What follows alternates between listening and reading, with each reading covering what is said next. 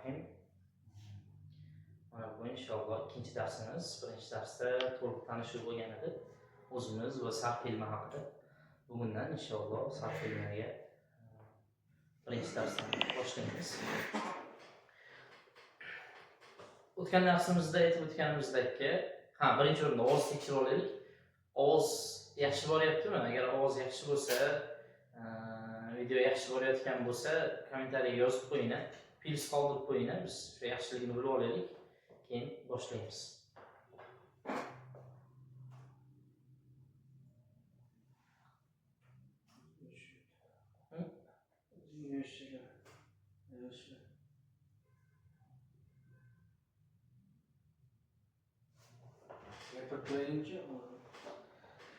Ovoz yaxshi borayotgan bo'lsa, kommentariyaga plis yozib qo'yinglar. Biz o'shanga qarab darsni boshlaymiz. Agar ovoz yaxshi bo'lmayotgan bo'lsa, chora-tadbirni ko'ramiz inshaalloh.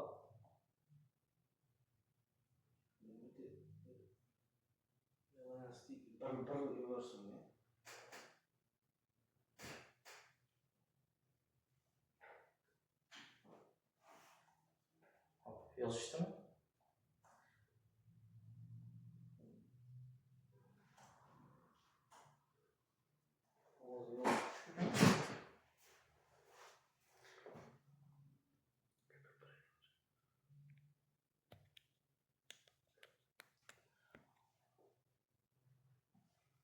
Endi ovoz boryaptimi?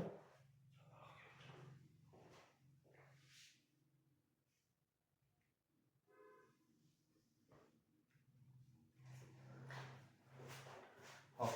Endi ovoz boryaptimi? Bitta tekshiringlar-chi.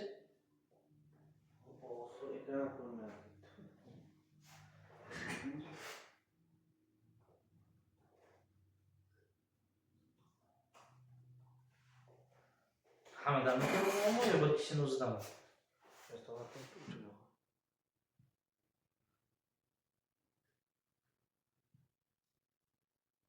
Ekranni boshqatdan o'chirib qo'yingchi.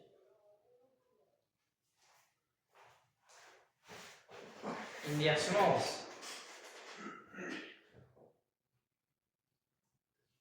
Ovoz yaxshi bo'lyaptimi endi?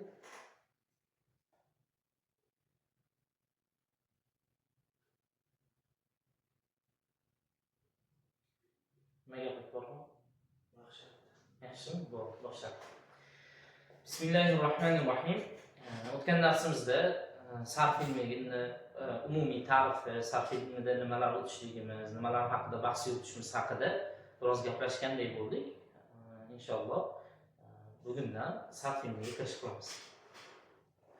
Xo'p, sarf ilmida biz so'zlarni qanday yasalishini o'rganamiz dedik. Ya'ni arab tili umumiy bir binoga taqqoslab oladigan bo'lsak, bu binoni kerak bo'ladigan jamiki mahsulotlar, ya'ni so'zlar sarf bo'limida tayyorlanadi.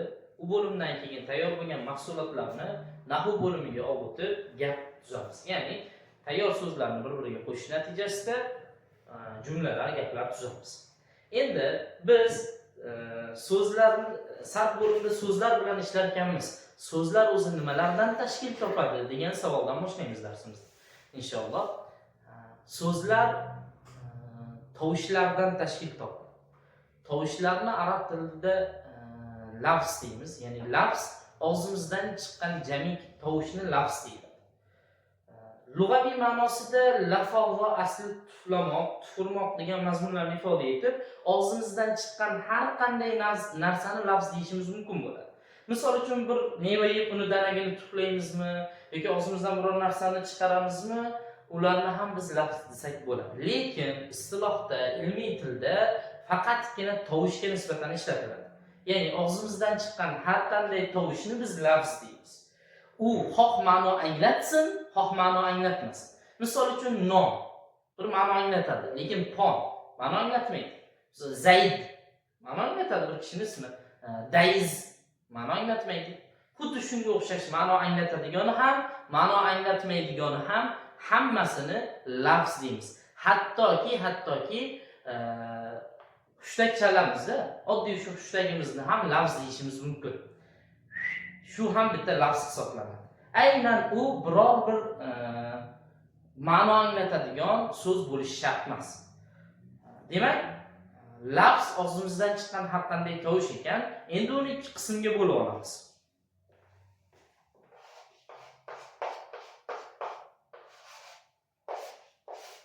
Ikki qismga. Ya'ni ma'no anglatadigan, o'zidan bir tugallangan ma'noni ifoda etadigan va ma'no anglatmaydiganlar. Buni arabchada zul ma'na va dunal ma'na deymiz.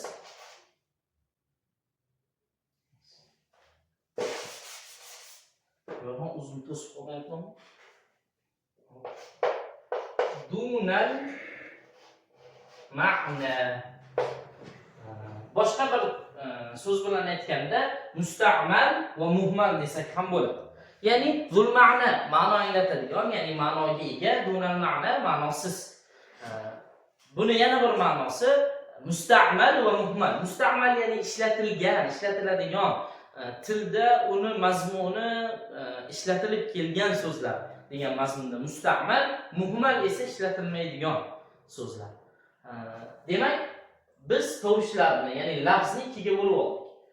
Dunal ma'na va zul ma'na. Endi xuddi shu zul ma'na qismi bizga kerak bo'ladi. Mana bu dunal ma'na, ya'ni ma'no anglatmaydigan qismni hech qaysi tilda o'rganilmagani kabi arab tilida ham o'rganilmaydi. Endi ma'no anglatadigan lafzlarni arab tilida kalima deymiz. Kalima. Arab tilida ma'no anglatadigan har qanday lafzni kalima deymiz. Xoh u yarim ma'no, ya'ni boshqa biror bir so'zga qo'shilgandagina ma'no anglatadigan bo'lsin, xoh o'zi mukammal bir ma'no anglatadigan bo'lsin, barchasini biz nima deya olamiz? Kalima deya olamiz. Endi kalimani o'zi 3 qismga bo'linadi. Kalimani o'zi 3 qismga bo'linadi. Qaysi? Ism, fe'l va harfga. Buni qisman o'tgan darsimizda ham bu haqida gaplashdik. Ya'ni kalimani 3 qismga bo'linishi haqida.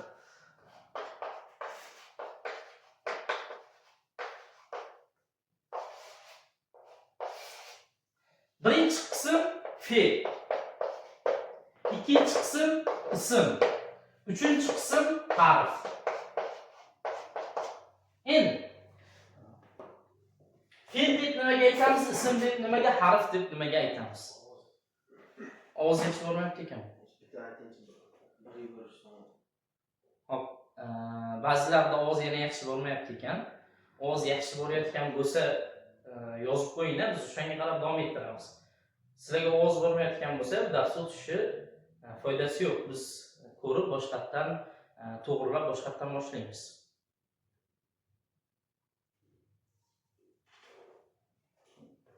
Yomg'ir yoqqandan ham joy yaxshi.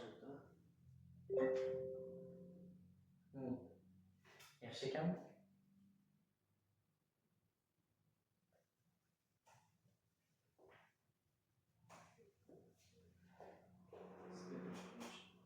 Xo'p. Unda davom etaveramiz. Muammo bo'ladigan bo'lsa, ya'ni yozaverasizlar. Fe'l bu o'zidan bir ma'no anglatadi va qo'shimchasiga 3 ta zamondan biriga dalolat qiladi. Ya'ni o'tgan safar tushuntirganimizdek, yurdim, turdim, yuryapman, turyapman, yuradi, turadi, yozyapti, yozadi, yozsin. Shunga o'xshash ham bir mazmunni ifoda etadi, ham qo'shimchasiga o'zida bir zamonni bildiradi. Ism bo'lsa, ism o'zi bir ma'noni bildiradi, lekin unda zamon bo'lmaydi. Ya'ni ham bitta tugallangan ma'no, ham qo'shimchasiga o'zi bilan birga zamonni ifoda eta olmaydi. Misol uchun xona, chiroq, eshik, stol, parta shunga o'xshash jamiki tasavvurimizga keltira oladigan narsalarni biz bemalol ism deyishimiz mumkin. Endi 3-qism harf. Harf bo'limi bu o'zi mustaqil ma'no anglata olmaydi, lekin u ism va fe'lga qo'shilib kelgandagina ma'no anglatadigan kalimalar. Bu kalimalarni biz o'zbek tilida qo'shimchalar deymiz. Ona tilida adashmasam predloglar deb o'tiladi bu mavzu. Ya'ni ga, da, dan shunga o'xshash qo'shimchalar. Bu qo'shimchalarsiz biz o'zimiz ichimizda chiqmoqchi bo'lgan, aytmoqchi bo'lgan gapimizni to'liq ifoda etib bera olmaymiz, lekin o'zi ham bir mazmun ifoda eta olmaydi. O'zi yakka kelsa. Misol uchun gap, da, dan. Bular o'zi yakka hech qanday ma'no ifoda eta olmaydi. Lekin bularsiz biz o'zimiz istagan gapni to'liq aytib bera olmaymiz. Misol uchun men maktab boraman. Haqiqiy ko'zlangan maqsad hosil bo'lmay qoladi. Men maktabga boraman desak, shunda to'liq bo'ladi. Yoki telefon parta. Telefon partaning ustida. Shu joydagi ning va ustida qo'shimchalari, ularning barchasi predloglar, ya'ni harflar hisoblanadi.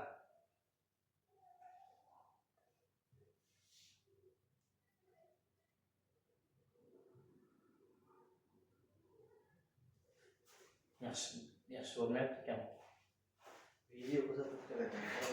Bir kema qolgan. Endi o'zlarining internetlaridan bo'lishi ham mumkin-da. Xo'p.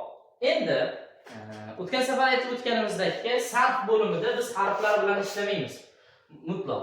Faqatgina ism va fe'llar bilan ishlaymiz. Ism va fe'llar bilan. Endi sizlardan bitta savol so'rayman. O'zbek tilidagi eng uzun so'z qaysi so'z? O'zbek tilidagi eng uzun so'z. Yozamiz. O'zbek tilidagi eng uzun so'z. Yuqorida, ya'ni o'tgan darsda aytib o'tganimizdek, sarf asosan qoliplar bilan ishlaydi. Qoliplar bilan ishlashda bizga eng muhim kerak bo'ladigan narsa so'zlarni sanog'i, nechta harfdan iboratligi, nechta harakatlardan iboratligi eng muhim narsa bo'ladi.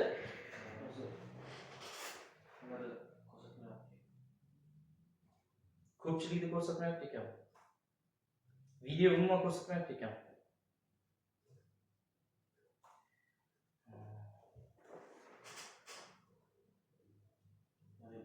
Wi-Fi ga ulanganlar yaxshi. Chunki o'zikida boshqa qo'lda yaxshi chiqdi. Wi-Fi.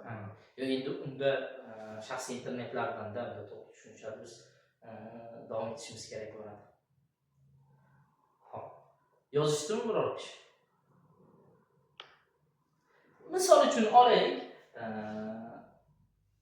uzun so'zlarni hamma oxirgi har xil so'zlarni qo'shib aytadi. Misol uchun mexanizatsiyalashtirib olmayotganligimizdan emasmikin desak bo'ladi.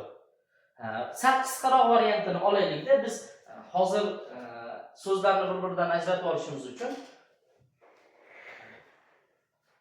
shu so'zni uzun yozaylik mana.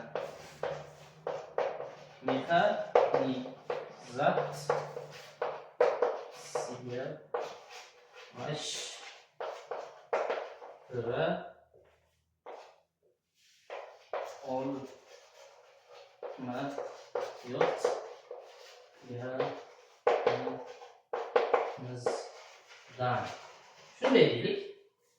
E'tibor beramiz. Bu o'zbek tilidagi eng uzun so'z. Balki bundan ham uzunroq bordir. Endi arab tilidagi eng uzun so'z nechta harfdan iborat bo'lishi mumkin?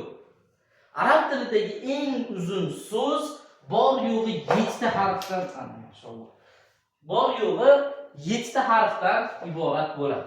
7 ta harfdan oshib ketmaydi arab tilidagi. Endi siz aytishingiz mumkin, men ko'zim tushgan 7 tadan ko'p harfli so'zlarga desangiz, u so'zlar hozirgi zamonaviy arab tilida chet tillardan kirib kelayotgan so'zlar bo'lishi mumkin.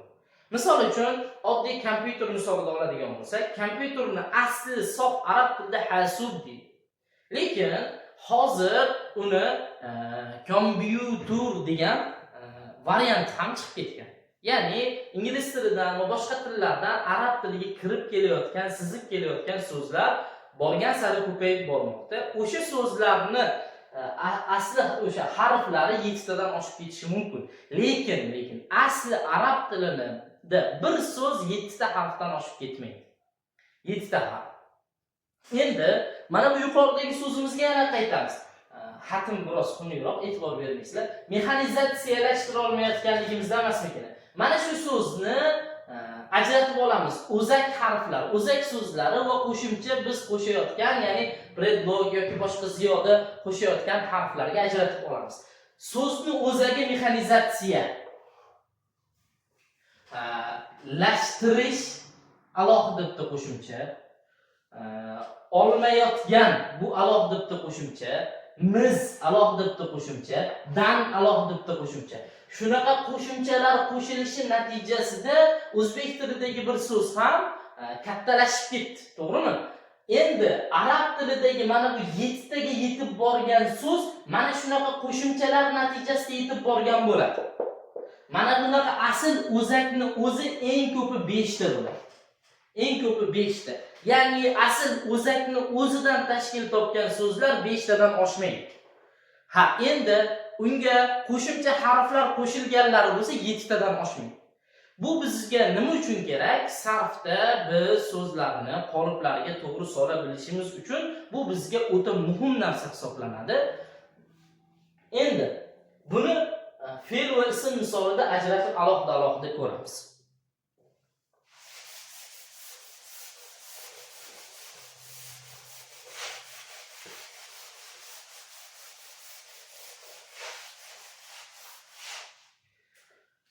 Arab tilida ismlar asl harflarning o'zi, ya'ni o'zak harflarining o'zi eng kami 3 ta, eng ko'pi 5 ta bo'la oladi xolos. Ya'ni hech qanday tashqaridan qo'shimcha qo'shilmagan, o'zi o'zak holatda turgan so'zlar ismlarda 3 ta bilan 5 taning oralig'ida bo'ladi xolos. Misol uchun yozadigan bo'lsak, qolamun. Qolamun. Kalama 3 dona. 3 dona. Yoki safarjarun. 1 2 3 4 5. 5 dona. Ya'ni 3 ta, 4 ta, 5 ta bo'lishi mumkin, lekin undan oshib ketmaydi. 3 tadan kam ham bo'lmaydi, 5 tadan ko'p ham bo'lmaydi. Endi fe'llarchi? Fe'llar 3 ta va 4 ta bo'ladi xolos. Ya'ni asl harflari, o'zak harflari faqatgina yo 3 ta yo 4 ta bo'ladi. Misol uchun yozadigan bo'lsak, nasoro dahroja. Bundan oshib ketmaydi. Ya'ni fe'llar, ya'ni ish harakatlar asl harflari, o'zak harflari yo 2 ta bo'ladi, yo 4 ta bo'ladi. Ya'ni yo 3 ta bo'ladi, yo 4 ta bo'ladi. 2 ta ham bo'lmaydi, 5 ta ham bo'lmaydi. Faqatgina 3 ta hamda 4 ta keladi. Ismlar bo'lsa 3 ta, 4 ta, 5 ta keladi. Bu asl, ya'ni hech qanday qo'shimcha qo'shilmagan holat. Endi shu so'zlarga biz qo'shimcha qo'shish natijasida biz buni 7 tagacha olib chiqishimiz mumkin. Ba'zi so'zlar 7 ta, ba'zi so'zlar 6 ta bo'ladi, ba'zi so'zlar, masalan, 3 talik so'zlar 5 ta bo'lib qolishi mumkin. Unda u so'zlar zoida, ya'ni qo'shimcha harf qo'shilgan so'zga aylanib qoladi. Shu zoida qo'shimcha harf qo'shilish yoki qo'shilmaslik jihatidan ismlar hamda fe'llar 2 ta qismga bo'linadi. Ya'ni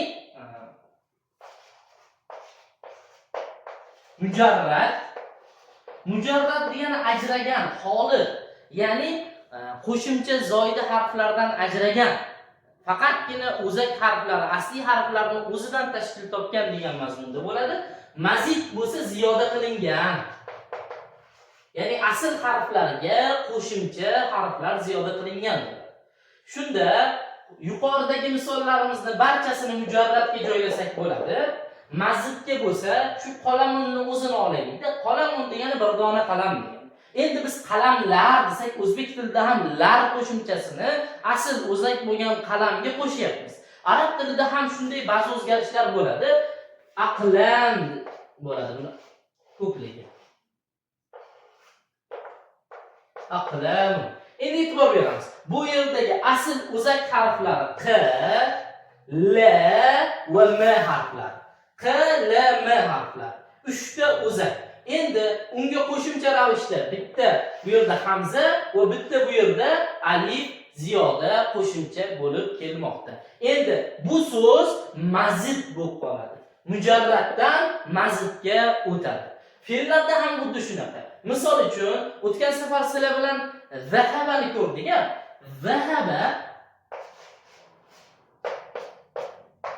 zahaba mujarrad, ya'ni faqatgina asli harflarni o'zidan tashkil topgan. Qo'shimcha zoida harflar yo'q. Endi shuni boshiga biz hamzani olib kelib buni sukun qilib qo'ysak, azhaba. Biz nima qo'shimcha qo'shdik? Bitta hamza qo'shimcha qo'shdik. Endi bu so'z mujarraddan mazidga o'tib ketadi. Ya'ni bu endi mujarrad emas, mazid. Demak, umumiy xulosa qilib aytadigan bo'lsak, ismlar asl harflari 3 ta, 4 ta yoki 5 ta bo'lishi mumkin. Bularni agar bular shu holatda qolib qo'shimcha qo'shilmasa mujarrad deymiz. Agar bularga qo'shimcha qo'shiladigan bo'lsa, qo'shimcha harflar qo'shiladigan bo'lsa mazid deymiz. Endi fe'llar faqatgina 3 harfli yoki 4 harfli bo'lishi mumkin, asl harflari. Bunga qo'shimcha harflar qo'shiladigan bo'lsa, qo'shimcha harflar qo'shilmagan holatini mujarrad deymiz. Qo'shimcha harflar qo'shilgan holatini bo'lsa mazid deymiz. Umumiy xulosa, fe'l hech qachon asl harflari 5 ta bo'lmaydi. Fe'l hech qachon asl harflari 5 harfli bo'lmaydi. Xo'p. Endi davom etadigan bo'lsak. Endi vazn, ya'ni qoliplar haqida gaplashamiz. Xo'p. Ismda ham 3 to'r bor. Fe'lda ham 3 to'r bor. Ismda 5 o'zakliklar bor. Endi shunga qarab biz qoliplar yaratishimiz kerak. Qoliplarni o'rganishimiz kerak. Arab tilida eng ko'p ishlatiladigan so'zlar 3 harfli hisoblanadi. Eng ko'p ishlatiladigan. Qolgan 4 harfli va 5 harfli so'zlar bilan orasini taqqoslaganda juda katta farqi bor. Arab tilida aksar so'zlar 3 harfli. Shuning uchun qoliplarni olishda biz 3 harfli qoliplardan foydalanamiz. 4 harfli, 5 harflilarda-chi desa, ularga oxiriga qo'shimcha harflar qo'shib qo'yish bilan yasashimiz mumkin bo'ladi. 3 harfli so'zlar, eng ko'p 3 harfli so'zlar bo'lsa, bularda biz boshqa bir so'z, boshqa bir ma'nodagi so'zlar olishimiz uchun bizga kerak bo'ladigan qoliplar ham 3 harfli bo'lishi kerak bo'ladi.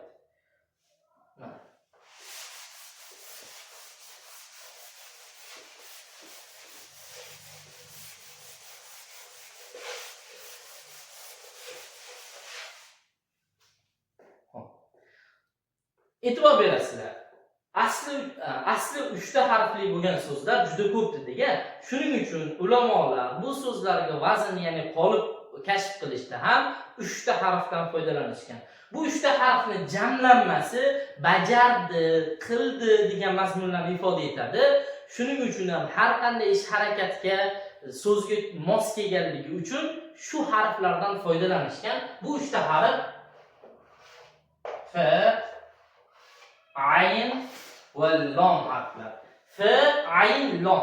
Shu 3 ta harf shu tartibda, ya'ni birinchi F, keyin ayn, keyin lom. Mana shu ko'rinishda keladi va mana shunga biz o'zimiz xohlagan so'zimizni taqqoslab ko'rishimiz mumkin bo'ladi. Xuddi oldingi pallali tarozilar, hamma eslasa kerak, yosh kattalar, yosh kichiklar ham hech bo'lmaganda rasmini ko'rgan bo'lish kerak. Oldi xuddiki ikkita oq qush bir-biriga bundoq qarab turgandek kelib turadi. Bir tarafiga 1 kilalik, 1,5 kilalik, yarim kilalik toshlarni qo'yiladi. Ikkinchi tarafiga xuddi o'shani kilasini teng qilgan holatda guruch yoki boshqa narsalarni tortilganda, mana bu oq qushni ikkita boshi teng to'g'ri kelsa, ikkita tarafni massasi bir xil bo'lgan bo'ladi. Ya'ni bu tarafga 1 kilalik tosh qo'yib, bu tarafga 1 kilo guruch qo'ysa, ana uni ikkitasini boshi bir-biriga tekis turadi. Xuddi shunaqa biz bularni muqobilatiga qo'yayotgan harfimizni, bulardagi harakatni olib tushib, bularga qo'shimcha kelayotgan qo'shimcha zoida deymiz qo'shimchalarni, zoida harflarni o'rnidek qilib olib tushsak, bular ifoda etish kerak bo'lgan mazmunni ola olamiz. To'lig'icha ola olamiz. Misol uchun aytadigan bo'lsak, tartibni buzmasligimiz kerak bo'ladi, lekin birinchi harfni to'g'risiga F, ikkinchi harfni to'g'risiga ayn, uchinchi harfni to'g'risiga lom to'g'ri kelish kerak. Endi biz bu uchtasini birlashtirib barchasiga fatha harakatini bersak, fa'ala, bu o'tgan zamonda bir ish harakatni u bir erkak bajarganligini bildiradi. Ya'ni bir ish harakatni o'tgan zamonda bir erkak bajardi.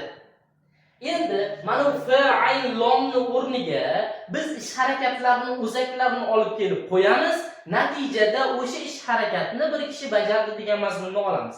Misol uchun zahabun ketish degan, borish degan. Endi shundagi zahaba o'zagini olsak, zahaba ketdi, bordi degan mazmunni ola olamiz. Endi julusun o'tirmoq degan. Jalasa. Endi bularga fa'il lomni harakatlarini olib tushib qo'yamiz. Birinchi harf j. J f'ni barobariga to'g'ri kelishi kerak. Ya'ni f'ni to'g'risiga to'g'ri kelishi kerak. Ikkinchi harfimiz l, aynni to'g'risiga to'g'ri kelishi kerak. Uchinchi harfimiz s, bu lomni to'g'riligiga to'g'ri kelishi kerak bo'ladi. Harakatlar qanday bo'lsa shundayligicha tushadi. Fa'ala, jalasa. Harakatlar o'zgarmaydi. Shunday tushdi. Endi biz buni bemalol ayta olamiz. U bir erkak o'tirdi. Endi dahola. U bir erkak kirdi. Yana. Xoroja. U bir erkak chiqdi. Ko'rdingmi? Biz bitta qolipni yaratib oldik, bitta qolipni kashf qilib oldik. Bu qolipga tusha oladigan jamiki so'zlar o'tgan zamonda bir erkak o'sha ish harakatni bajarganligini ifoda etadi. Mana bitta qolipni o'rganish natijasida biz asli 3 harfli bo'lgan jamiki so'zlarni bu qolipga solib, o'tgan zamonda bir ish harakatni bajargan odamni olishimiz mumkin bo'ladi. Endi sizlarga savol tug'ilishi mumkin. Ustoz ozgina oldin asl harflari 4 ta va 5 ta bo'lganlarini ham ko'rdik. Ularda bu qolip qanday ishlaydi? Bu 3 ta harf xolos-ku desanglar. Agar asl harflari 3 ta emas 4 ta bo'ladigan bo'lsa, biz mana bu joyga yana bitta lom qo'shamiz. Agar 5 ta bo'ladigan bo'lsa, biz mana bu joyga yana bitta lom qo'shamiz. F, ayn va 3 ta lom bo'ladi. F, ayn va 2 ta lom bo'ladi 4 talik bo'lsa. 3 talik bo'lsa F, ayn, lom bo'ladi. Bo'ldi. Misol uchun safarjalun misolini ko'raylik. Hammasi asli harf. E'tibor bering. 1, 2, 3, 4, 5. 5 ta bo'ldimi? Endi bundan biz bitta qolip yasab olishimiz kerak-da, shunga o'xshash so'zni bunga sola olishimiz kerak. Qolip yasashimiz uchun birinchida turgan harfga qaraymiz. S'ni vazndagi birinchi harfni pastga olib tushamiz. Buni muqobiliga vazndagi birinchi harfni olib tushamiz. F. Olib tushdik. Ikkinchisi F'ni. Endi bunga vazndagi ikkinchi harfni olib tushamiz. Ayn. Endi 3-harf bu yerda R, vazndagi 3-harf L olib tushamiz. Endi yana ikkita harf turibdimi? Oxirgi ko'rinishni yozaverman. Xo'p. 4-harf J, 4-harf barobarida L, yana bitta L yozamiz. 5-harf bu tarafda ham L, vaznda ham L olib tushamiz. Mana bunday. Endi harakatlarni ko'chirib qo'yamiz. S'niki A edi, fatha edi, F'ga ham fatha beramiz. F'niki fatha edi, Aynga ham fatha beramiz. R'niki sukun edi, birinchi lomga ham sukun beramiz. J'niki fatha edi, ikkinchi lomga fatha beramiz. L'niki tanvin, sukunli tanvin edi, oxirgi lomga ham sukunli tanvin beramiz. Shunda safarjalunni vazni, tarozusi fa'allalun bo'ladi. Fa'allalun. Mana bu yerdagi L'ni ikkitasini tashdidli qilib yozsa ham bo'ladi. Men sizlarga hozir to'g'rima-to'g'ri tushish uchun ajratib yozdim. Fa'allalun, safarjalun, fa'allalun. Ya'ni asl harflari nechta bo'lsa, bittadan lom qo'shib boraveramiz. Lekin asl harflar 3 tami, F, ayn, lom bo'ladi. Bularga tega olmaymiz. Endi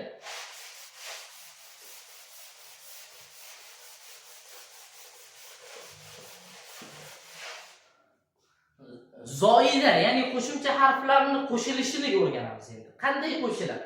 F, ayn, lom, ya'ni vaznga bu harflardan, zoida harflardan birortasi qo'shilib qoladigan bo'lsa, o'sha zoida harf pastga, ya'ni vaznga o'lchalayotgan, taroziga qo'yilayotgan o'zakka tepada qayerda joylashgan bo'lsa, o'sha yerga tushib qolish kerak. Misol uchun vazn ko'ramiz. Fa'ilun. Fa'ala ishtirok etyapti. O'zak harflari bizda bitta qo'shimcha zoida harf bor. Bu nima? Alif. Bu bizni tarozimiz, vaznimizda bitta zoida harf va 3 ta asli harf bor. Endi biz buni har qanday asli 3 ta harfli bo'lgan fe'lni sola olamiz bunga. Ya'ni asli 3 ta harfli bo'lgan kalimalarni bunga sola olamiz. Misol uchun biroz oldin ko'rgan zahabani solsak. Fe'l barobariga zani yozdik. Harakati fatha ekan, olib o'tamiz. Undan keyin vaznga umuman, ya'ni asl harflarga umuman aloqasi bo'lmagan zoida qo'shimcha harf ana shu holatida tushadi. Alif bo'lsa alif, t bo'lsa t, n bo'lsa n, v bo'lsa v, ana shunday tushadi. E'tibor berasizlar, mad harflarini barchasi aksar vaziyatlarda qo'shimcha, ya'ni zoida bo'ladi. Mad harflari a, i, u bular barchasi aksar holatlarda zoida bo'ladi. Endi ayn barobarda zahabada qaysi harf edi? Mana bu tarafga zahabani yozib, tepasiga fa'alani yozib to'g'ri olaylik. Yanada osonroq tushunarliroq bo'lishi uchun. Mana f ga z, aynga h, l ga b. Endi ayn barobariga zahabadan h ni olib kelamiz. Yana o'z bo'lyapti.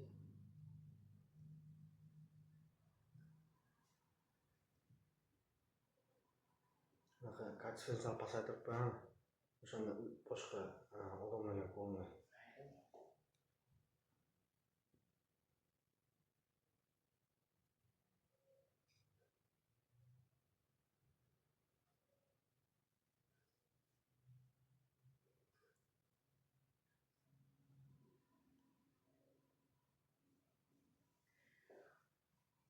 Endi kirishimiz.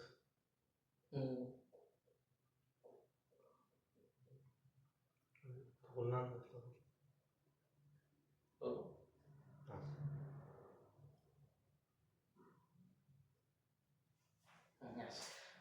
Video sifatini biroz pasaytirdik, chunki ko'pchilik internet yaxshi emasligiga ocholmayapti ekan.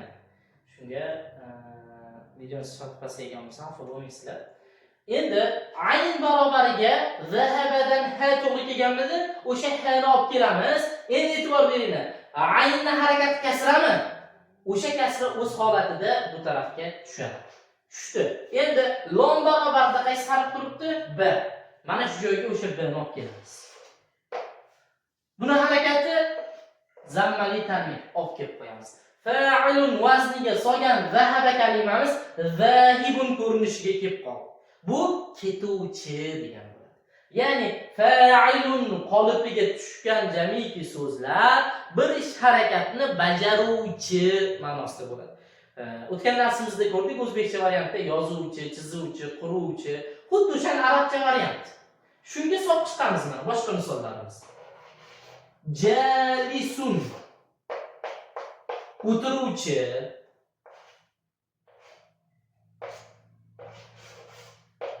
daxilun kiruvchi, xorijun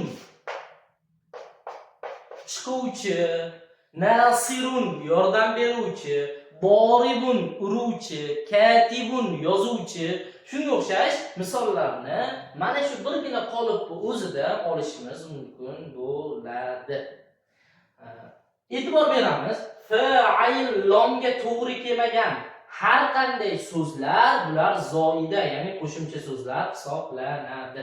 Ya'ni taqqoslab ko'rganimizda fa'il lomga to'g'ri kelmayaptimi? Bular nima? Zoida. Misol uchun mashhur so'zlardan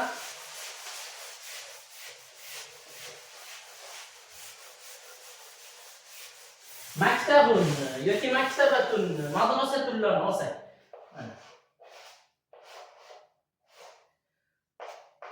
Maktabun.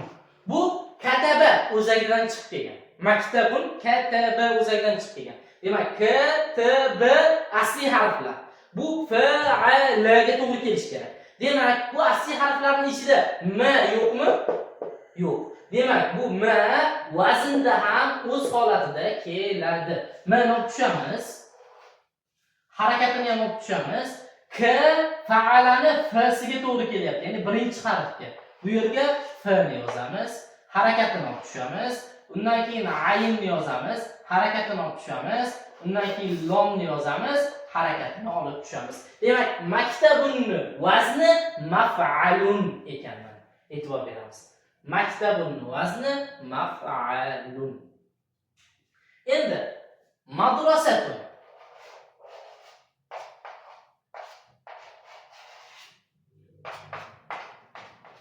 Madrasatun misol qiladigan bo'lsak, bu darosa o'zagidan. Bu ham 3 harfli.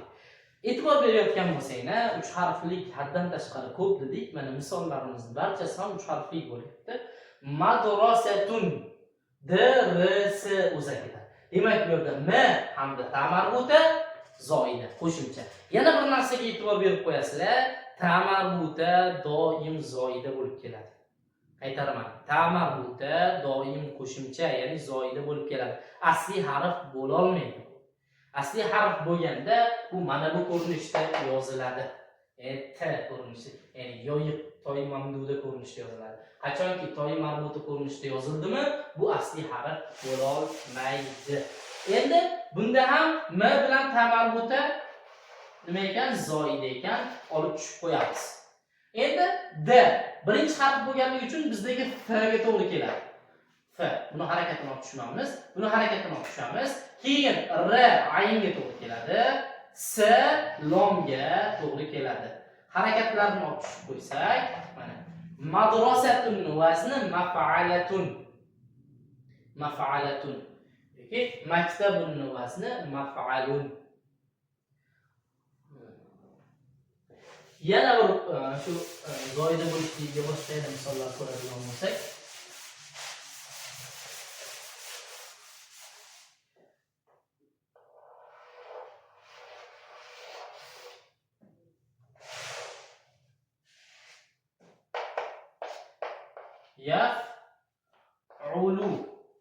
yaf'ulu. E'tibor beringlar, y taroziga tushmayapti. Tarozidagi harflar bu yoqda qolib, y alohida bo'lyapti. Bu y zoida. Ya'ni 3 ta asl harf turibdi, unga bitta y zoida qo'shimcha harf qo'shilyapti. Bunga yuqoridagi ko'rgan misollarimizni bitta-bitta yana joylaymiz va ma'nosini olamiz. Hop. Yad xulu. E'tibor bersanglar, daxola o'zagini oldik. F ga birinchisini, ayn ga ikkinchisini, lom ga uchinchisini qo'ydik, harakatlarni olib tushdik. Endi yaf'ulu vazniga tushgan misollar aynan gapirilayotgan hozirgi zamonda va kelasi zamonda bir ish harakatni bajarayotganligini yoki bajarishini ifoda etadi. Demak, yadxulu degani kiryapti yoki endi kiradi. Ya'ni bundan keyin kelajakda gapirilayotgan zamondan keyin u ish harakat bajariladi. Bunga yana boshqa misol keltirsak, yaxruju. Yaxruju anaqa nuqtasi bo'lmay qoldi. Yaxruju chiqyapti. Hozir mana shu ayni gapirayotgan paytimizda o'sha ish harakatni bajaryapti, chiqyapti. Yadxulu desak, aynan o'sha gapirayotgan paytimizda kiryapti. Atang. Yadxulu kiryapti, yaxruju chiqyapti. Yoki kelasi zamonda yaxruju chiqadi. Mana men gapirib bo'lganimdan keyin men kadrdan chiqib ketdim. Yadxulu kiradi, ya'ni gapirib bo'lgandan keyingi zamon bo'lsa, mana kirish ish harakatini keyin, ya'ni gapirgandan keyin sodir qilyapti. Yaf'alu vaznning vazifasi shu. Ya'ni 3 harfli o'zaklarni bunga solish natijasida bir ish harakatni hozir bajarilayotgani yoki kelajakda bajarilishini ifodalash mumkin. Buni bu qolipni yana boshqa ikkita ko'rinishi bor. Bitta ko'rinishi mana murakkablashib boryapti sekin-sekin, ayn barobar fathali bo'ladi. Ba'zi 3 harflilar zammaliga tushadi, ba'zi 3 harflilar fathaliga tushadi. Bular qaysilari qaysinga tushishligi, bularning o'rtasidagi farqlar inshaalloh keyingi darsimizda batafsil gaplashamiz. Keyingi darsimizda aqsomlar, jomid va mushtoqlar haqida gaplashamiz. Agar ulardan ham vaqt orttirsak, xuddi shu boblar, ya'ni fatha, kasra, zammalarga o'zgarishini ham batafsil ko'rib chiqamiz inshaalloh. Bugungi darsimiz shu bilan o'z nihoyasiga yetdi. Bugungi darsdagi ishlatilgan asosiy qoidalar va qo'llanmalarni rasm shaklida yoki PDF shaklida kanalga tashlab qo'yamiz inshaalloh va vazifani ham kanalga tashlab qo'yamiz. Vazifa maxsus so'zlar beraman. U so'zlarni vaznga solasizlar. Vazn va maxsus vaznlar beraman. U vaznlarga so'zlar yasaysizlar. Ya'ni hozir shu paytgacha mana o'rganilgan qoidalarni endi amaliy tatbiq qilamiz. Birinchi darsimizda aytib o'tganimizdek, bitta o'ta nozik e'tibor beradigan joyimiz, bu qoidani yaxshi tushunganimiz bilan agar uni tatbiq qilmasak, agar unga o'zimiz misollar yozib, xatolarimiz, kamchiliklarimizni ko'rib olmasak, biz bu darsdan ko'ngildagidek manfaat ola olmaymiz. Ya'ni sarfni bir qator tugatdikmi, 10 marta tugatdikmi, 20 marta tugatdikmi, biz o'zimiz istagan, o'zimiz xohlagan foydani, effektni ola olmaymiz. Ertaga yana katta kitoblarni ochib o'zimiz mutolaa qilayotganimiz, farazan nahvni tugatdik, nahvni tatbiq qildik, lekin sarfni tugatib tatbiq qilmasak, ertaga katta kitoblarni oxirini to'g'ri o'qishimiz mumkin yoki ma'noni chiroyli berishimiz mumkin, lekin haqiqiy arablardek dona-dona lafzma-lafz o'qiy olmaymiz va har bitta bilmagan lug'atimizni qayta-qayta lug'at kitoblariga, lug'at programmalariga murojaat qilib ko'rishimizga to'g'ri keladi. Assalomu alaykum va rahmatullohi va barakatuh.